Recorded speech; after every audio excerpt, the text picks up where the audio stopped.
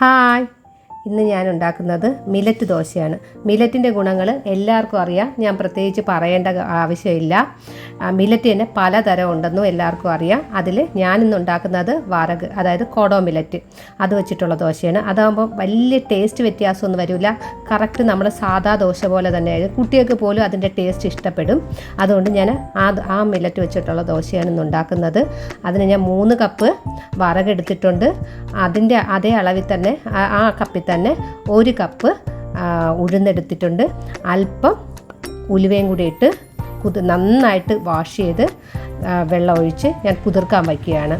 8 മണിക്കൂർ ഞാൻ കുതിർക്കാൻ വച്ചതിന് ശേഷം അത് നല്ല കുതിർന്ന് വന്നതിന് ശേഷം ആ വെള്ളത്തിൽ തന്നെയാണ് അത് അരച്ചെടുത്ത് ഉപ്പും കൂടി ചേർത്ത് നന്നായി മിക്സ് ചെയ്ത് വീണ്ടും ഞാൻ 8 മണിക്കൂർ മാവ് പൊങ്ങാനായിട്ട് വച്ചിരിക്കുകയാണ്.